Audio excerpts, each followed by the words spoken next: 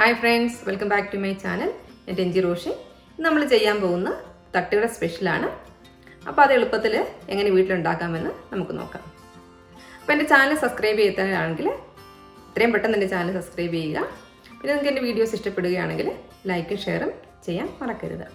അപ്പോൾ ഇതെങ്ങനെ ഉണ്ടാക്കാമെന്ന് നോക്കാം. അപ്പോൾ നമ്മൾ ആദ്യം ഉണ്ടാക്കാൻ പോകുന്നത് പുട്ടും ബീഫും കൂടെ മിക്സാണ്. അപ്പോൾ അതിനുവേണ്ടി ഞാനിവിടെ പുട്ടുണ്ടാക്കിയിട്ടുണ്ട്. നമുക്ക് എല്ലാവർക്കും പുട്ടുണ്ടാക്കാൻ അറിയാമല്ലോ. പിന്നെ ഞാൻ എടുത്തിരിക്കുന്നത് ബീഫ് നല്ല മസാലയൊക്കെ ഇട്ട് നല്ലവണ്ണം കറി ആക്കി വെച്ചിട്ടുണ്ട്. അപ്പം ഞാൻ അടുത്തതായിട്ട് ചെയ്തിരിക്കുന്നത് പാന് അടുപ്പത്ത് വെച്ചിട്ട് ചൂടായിട്ട് വന്നിട്ടുണ്ട്. അപ്പോൾ അതിലേക്ക് ഞാൻ കുറച്ച് വെളിച്ചെണ്ണ ഒഴിച്ച് കൊടുക്കുകയാണ്. നമുക്കറിയാമല്ലോ എല്ലാ കറിക്കും വെളിച്ചെണ്ണ ചേർക്കുന്നതാണ് നല്ല ടേസ്റ്റ് എന്ന്.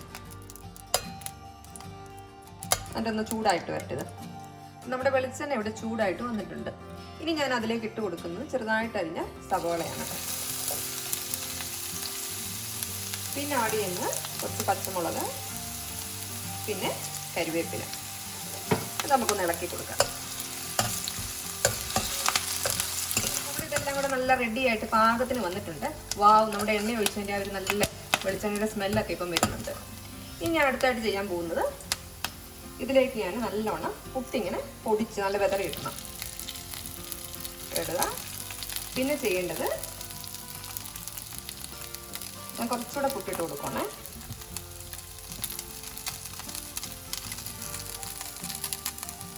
പിന്നെ ഞാൻ അതിലേക്ക് ആഡ് ചെയ്യുന്നത് നമ്മുടെ ഉണ്ടാക്കി വെച്ച ആ ബീഫിൻ്റെ കറിയിൽ നിന്ന് കുറച്ച് ഗ്രേവി എടുത്ത് നല്ലോണം ഒഴിച്ച് കൊടുക്കുക. കുറച്ചുകൂടെ ഒഴിച്ച് കൊടുക്കുകയാണ്. പിന്നെ വേണ്ടത് എന്നിട്ട് ഞാനൊന്ന് ചെറുതായിട്ടൊന്ന് ഇളക്കി കൊടുക്കുക. എല്ലായിടത്തും ഈ മസാല വരത്തക്ക രീതിയിൽ ഒന്ന് ചെറുതായിട്ട് ഇളക്കി കൊടുക്കുക. ഇനി ഞാൻ അടുത്തായിട്ട് ചെയ്യാൻ പോകുന്നത് ഈ കറിയിൽ നിന്ന് ഈ പീസസ് മാത്രം എടുത്ത് ഇട്ട് കൊടുക്കുക. അപ്പം ഞാൻ നല്ലോണം മിക്സ് ചെയ്ത് നല്ല സൂപ്പറായിട്ട് വന്നിട്ടുണ്ട്. ഇത് നല്ല ഒരു ചെറുതായിട്ടൊന്ന് ഡ്രൈ ചെയ്ത് വരത്തക്ക രീതിയിൽ നല്ലോണം ഇളക്കിയെടുക്കണം. പ്രത്യേകം ശ്രദ്ധിക്കുക, ഒത്തിരി ഡ്രൈ ചെയ്ത് പോകല്ലേ. ഇത് കണ്ടോ, നമ്മുടെ തട്ടുകടയിലൊക്കെ കിട്ടുന്ന ഒരു പാകത്തിന് വന്നിട്ടുണ്ട്. അപ്പം നമ്മുടെ പുട്ടും ബീഫും മിക്സ് ഇവിടെ റെഡി ആയിട്ട് വന്നിട്ടുണ്ട്. ഇത് ഞാൻ ഇനി ഒരു പ്ലേറ്റിലേക്ക് മാറ്റുവാണ്.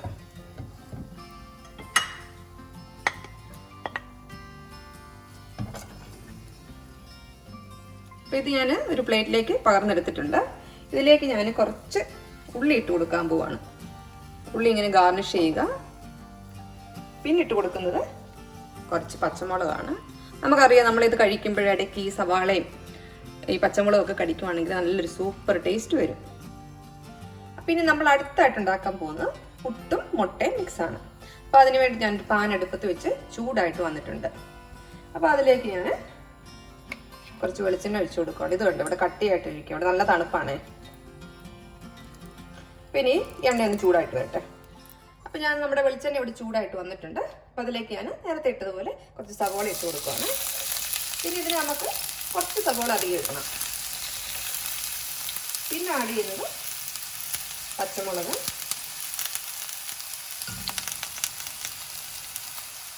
പിന്നെ കുറച്ച് കറിവേപ്പില. അപ്പോൾ ഇത് നമുക്ക് ഏകദേശം ഇവിടെ റെഡി ആയിട്ട് വന്നിട്ടുണ്ട്. ഇത് കണ്ടോ, ഒത്തിരി ആയിട്ട് ഞാൻ വഴറ്റി എടുത്തിട്ടില്ല. കാരണം ഒരു സവോളയുടെ ഒരു പച്ച കടിയൊക്കെ ഇടയ്ക്ക് വന്നാലേ ഇതിൻ്റെ ടേസ്റ്റ് ആകത്തുള്ളൂ. ഇനി ഞാൻ ഇതിലേക്ക് മുട്ട പൊട്ടിച്ചൊഴിക്കാൻ പോവാണ്.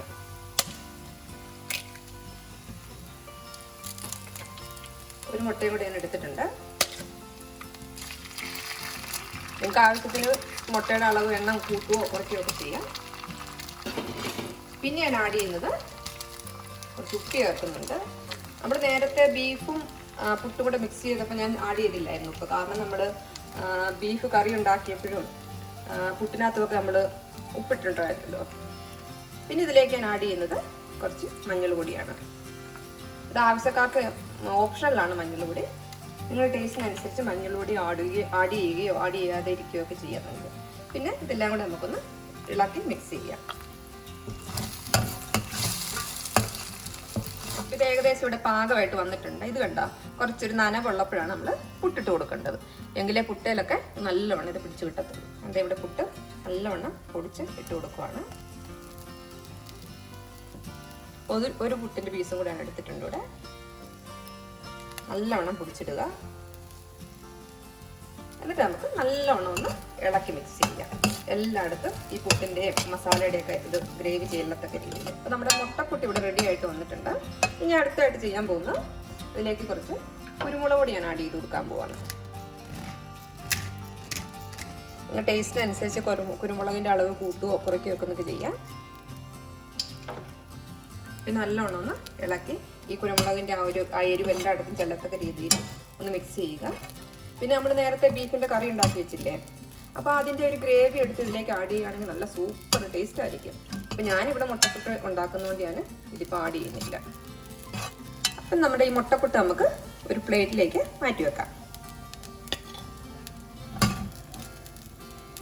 അപ്പം ഞാൻ പ്ലേറ്റിലേക്ക് കുറച്ച് മുട്ടപ്പുട്ട് എടുത്തിട്ടുണ്ട്. പിന്നെ നമ്മൾ നേരത്തെ ചെയ്തതുപോലെ നമുക്ക് സവോളയും പച്ചമുളകും കൊണ്ട് നമുക്കൊന്ന് ഗാർണിഷ് ചെയ്യാം.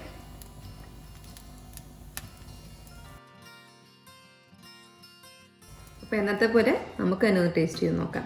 അപ്പോൾ ഞാൻ ആദ്യം എടുത്തിരിക്കുന്ന ബീഫാണ്, കാരണം എൻ്റെ ഫേവറേറ്റ് ആണ് ബീഫ്. ഞാൻ എടുത്തിരിക്കുന്നുണ്ട് നമ്മുടെ പച്ചമുളകും സവോളയും ബീഫും എല്ലാം കൂടെ ഒരു സ്പൂണിൽ കുറച്ചെടുത്തിട്ടുണ്ട്.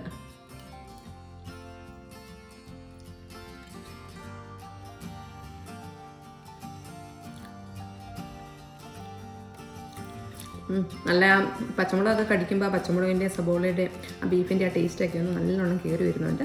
നല്ല ഒരു എരിവൊക്കെ ഉണ്ട്. നല്ല കെട്ടിയന്മാർക്കൊക്കെ നല്ല എന്നാ പറയുന്നത് ടച്ചിങ്സ് ഒക്കെ ആയിട്ട് കൊടുക്കാനും അത് സൂപ്പർ ഐറ്റമാണ്. കാരണം ആ എരിവൊക്കെ കയറി വരുമ്പോൾ ഒരു നല്ല ടേസ്റ്റൊക്കെ കയറി വരും. ഇനി നമുക്ക് നമ്മുടെ മുട്ടപ്പൊട്ടൊന്ന് ട്രൈ ചെയ്യാം. അപ്പോൾ ഇതുമെല്ലാം ഞാനൊന്ന് മിക്സ് ചെയ്താണ് എടുത്തിരിക്കുന്നത്. പച്ചമുളക് എടുക്കാം, കാരണം ആ ഒരു എരിവ് നമുക്ക് വരണമല്ലോ.